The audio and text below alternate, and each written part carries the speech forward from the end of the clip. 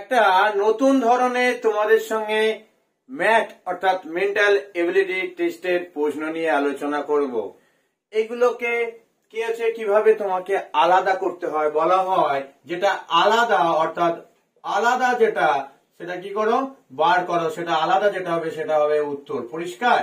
এরকম একটি কি করবে, একটি এরকম ছক দেয়া থাকবে, ছকের মধ্যে অ্যালফাবেট দেয়া থাকবে। কি দেয়া থাকবে? এবিসিডি দেয়া থাকবে। এবিসিডি কটা দেয়া থাকবে? এবিসিডির মধ্যে 4টে দেয়া থাকবে। কটা এবিসিডি দেয়া থাকবে? 4টে এবিসিডি দেয়া থাকবে। কি কি দেয়া থাকবে? ধরো প্রথমটা যেমন দেয়া আছে, ধরো এম। প্রথমটা কি দেয়া আছে? প্রথমটা এম দেয়া আছে, তারপরটা দেয়া আছে ডাব্লিউ, তারপরে কি দেয়া আছে? তারপরটা দেয়া আছে ই, আর তারপরটা এন। প্রথমটা তারপরটা ই দেয়া আছে, আর নেক্সট দেয়া আছে এন। এর মধ্যে অড কোনটা সেটা তোমাদেরকে কি করতে হবে? বার করতে দেবে। ঠিক আছে? তাহলে কোনটা অড কিভাবে করবো স্যার? এম ডব্লিউ ই, এখানে এন কি করে বুঝবো?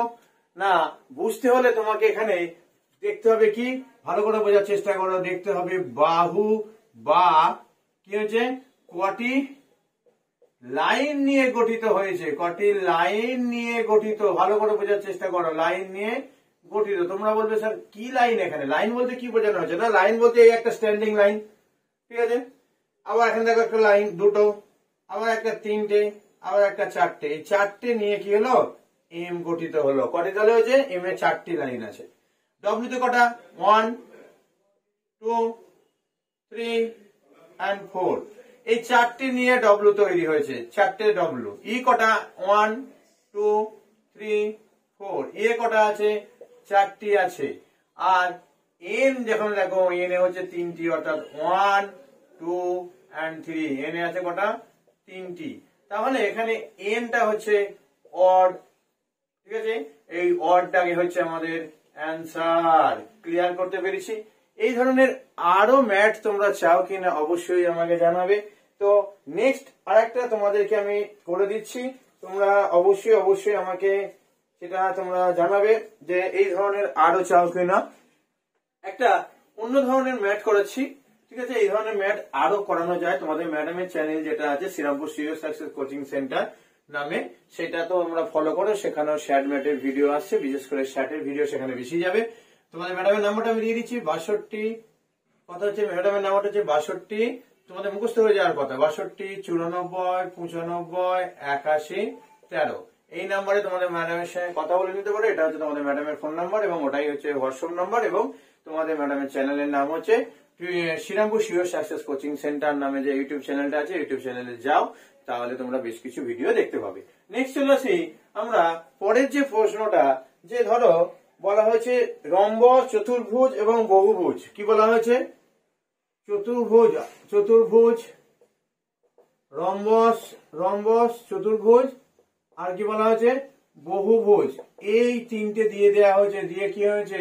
বেশ কয়েকটা চিত্র দিয়ে দেওয়া হয়েছে। সেই চিত্রগুলো কেমন কেমন? না, অপশন এ যে চিত্রটা আছে কি হয়েছে? একটা সার্কেল, তার ভেতর আরেকটা সার্কেল, তার ভেতর আরেকটা সার্কেল। ঠিক আছে? অপশন বি এ কি আছে? অপশন বি এ আছে এরকম একটা সার্কেল, তার উপরে আরেকটা সার্কেল, একটা সার্কেল আলাদা।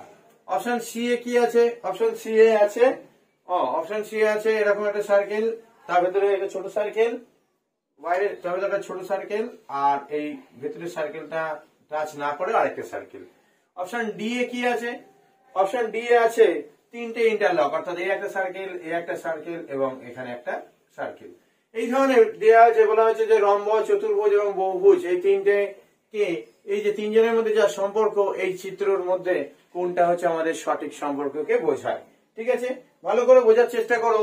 বহুভুজ মানে কি? কি করা হয়েছে? বহুভুজ মানে কি? বহুভুজ মানে যার অনেকগুলো বাহু। বহুভুজ মানে কি? যার অনেকগুলো বাহু। ঠিক আছে না?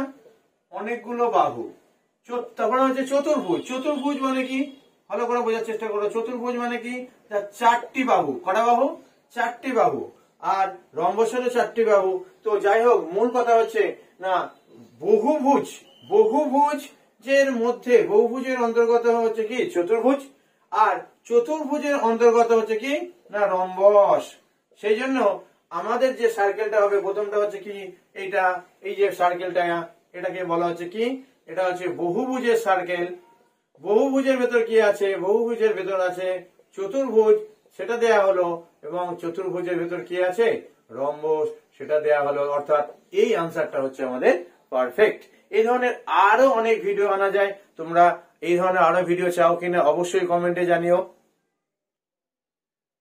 তারপর চলে আসি ঠিক এই ধরনেরই আরেকটি চিত্র বলা হয়েছে, একটু সময় লাগবে হয়তো তোমাদের, কিন্তু খুব সুন্দর করে বুঝিয়ে দেবো, এটুকুনি পরিষ্কার। আর পুরোটা তোমরা লিখতে হলে লিখে নাও যে নিচের কোন চিত্রটি প্রোটন, ওটা প্রোটন হবে না, নিচের কোন চিত্রটি, ঠিক আছে, প্রোটন, ইলেকট্রন ও পরমাণু, কি কি বললাম, প্রোটন, ইলেকট্রন ও পরমাণু, পরমাণুর মধ্যে সম্পর্ককে কি করেছে, নির্দেশ করেছে। ভালো করে বোঝার চেষ্টা করো। অপশন কি দেওয়া হয়েছে, এ, বি, সি, ডি। আমি সুন্দর করে ছবি আঁকার বদলে টাইমটা সেভ করার চেষ্টা করছি। প্রথমটা কি আছে, সার্কেল, তার মধ্যে সার্কেল আর একটা বাইরে। নেক্সট দেওয়া আছে কি হচ্ছে, একটি সার্কেল, তার মধ্যে দুটো সার্কেল। তারপরটা দেওয়া আছে কি, একটি বিগ সার্কেল, তার মধ্যে ইন্টারলক সার্কেল। তার মধ্যে কি আছে, ডি দেওয়া আছে একটি সার্কেল, তার সঙ্গে একটি লক, একটি আলাদা। ঠিক আছে, এরকম দেওয়া আছে। তাহলে কোনটা তোমাদের সঠিক উত্তর হবে? আশা করছি তোমরা যারা এই ধরনের প্রিপারেশন করছো ম্যাডামের কাছে বা ম্যাডামের চ্যানেল ফলো করছো, তারা তো অবশ্যই পারবে, এছাড়া অনেকেই পারবে। তো যাই হোক, কি বলা হয়েছে না, ইলেকট্রন, প্রোটন এবং কি হচ্ছে পরমাণু। যারা তোমরা ভৌত বিজ্ঞানে একটু ভালো বা ভৌত বিজ্ঞান নিয়ে পড়াশোনা করেছো, তাহলে বুঝতে পারবে পরমাণুর মধ্যে কি থাকে। পরমাণুর মধ্যে দুটো আধার থাকে, দুটো অংশ থাকে, একটা হচ্ছে পজিটিভ অর্থাৎ প্রোটন, আর একটা হচ্ছে নেগেটিভ অর্থাৎ ইলেকট্রন। ইলেকট্রন আর প্রোটন, তাই না?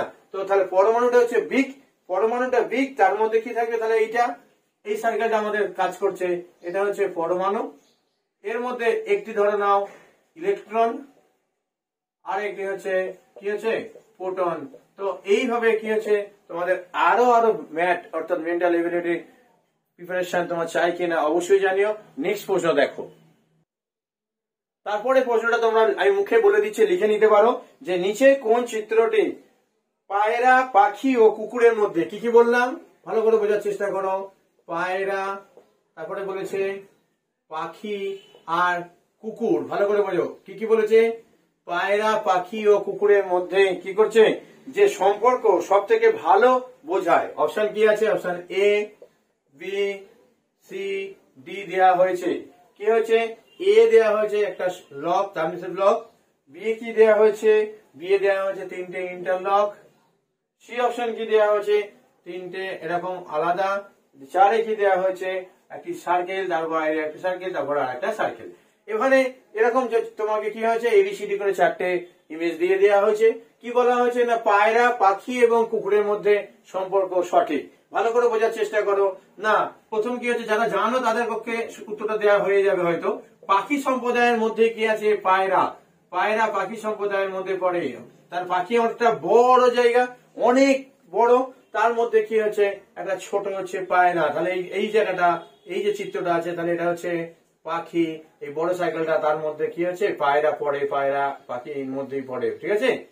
আর কুকুর, কুকুর সম্পূর্ণ একটা বিজাতীয় প্রাণী, তাই কুকুরটা হচ্ছে সম্পূর্ণ আলাদা, এটা হচ্ছে কি কুকুর।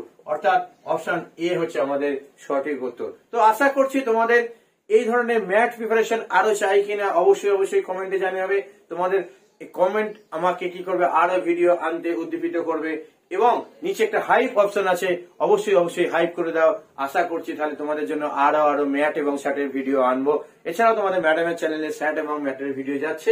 এছাড়াও তোমাদের ম্যাডামের ফোন নাম্বার আমি তোমাদের সঙ্গে শেয়ার করেছি। তোমরা ইচ্ছা গেলেও সেখানেও কথা বলে নিতে পারো, সেখানেও প্রিপারেশন করতে পারো। ম্যাডামের চ্যানেল ফলো করো, আমার চ্যানেল ফলো করো। আশা করছি তোমার প্রস্তুতিতে কোনো ত্রুটি হবে না।